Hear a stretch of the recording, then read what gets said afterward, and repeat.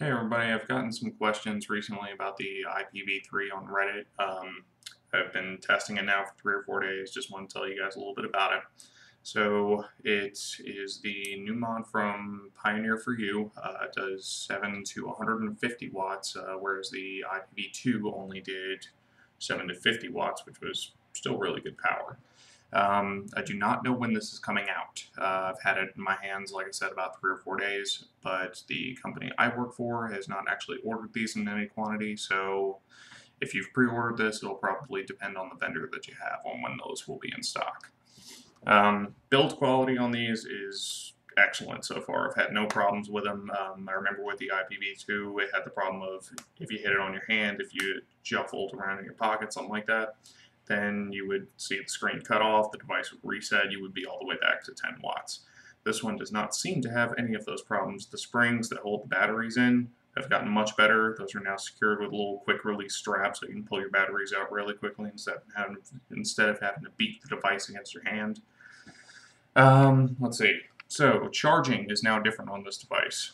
Charging happens here on the side with a 9-volt charger that was not included in the sample that I received, and from what I understand, they will not be included with any of the devices to reduce cost. I don't know where you go pick up a charger like this. I don't think I have one, so that may be something that comes down the line in the future. I'm waiting to see what happens here, but right now, I just undo the screws on the back and switch out my batteries that way. There is still USB down here on the device that is now used specifically for software updates, and that is all. There is no charging through the USB anymore. Buttons on the side, these have gotten a lot more like the Hana buttons. They're very small, very circular. They're maybe just a hair bit bigger. I'm going to zoom in here a little bit so you guys can actually see the screen just a hair. There we go. So right now we're sitting up at 99 and 100 watts. Let's see if I can back this out just a little bit. Something. Okay. Well, we may have to bear with this. There we go. All right. All right, right there. So right now I've got a 0.3 ohm coil sitting in here on the Tobe 2.5. It does have programmable settings. These are forgotten whenever you switch out the batteries, but they can also be reprogrammed via the chip. The way that's done is by pressing, holding, getting to a preset that you kind of want to change, hitting the minus button, resetting wherever you want to be at, whether that be up or down. I'll set this guy to 57.8 watts. Press fire, and that should lock in the setting. And now that is my second programmable setting. I know that you guys can't see that, I'm sorry. So, let's see, what's next? So there is now, instead of having a Phillips head screw up here on the top to adjust your 510 pin, now it is spring-loaded. I did have a question about that on Reddit. Because there is actually a little flathead screw groove in here, I thought that it was going to be adjustable. It is not. That groove is there for no reason at all.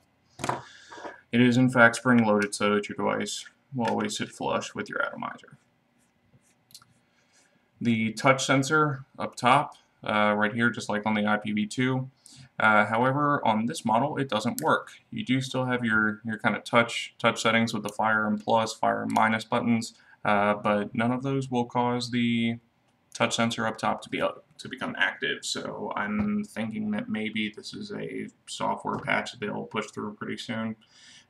Personally, I hated that touch sensor, so I'm really glad it's gone right now, and I very well may not update it specifically for that reason. Let's see if there's anything else.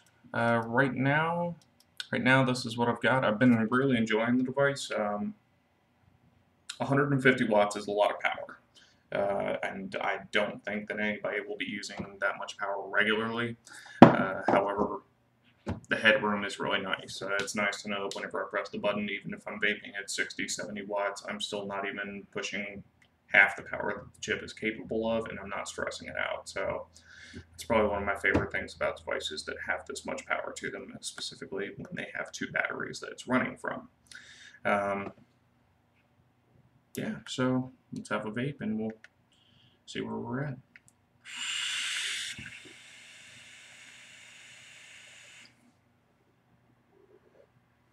And specifically for the junkies out here, we'll go ahead and we'll do it at 150 watts. It's a horrible idea. I don't recommend that anybody run anything at 150 watts because it tastes like fire, but here's how I feel about it.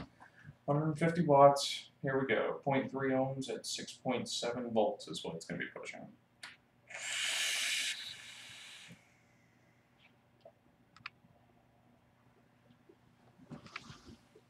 That was a bad idea.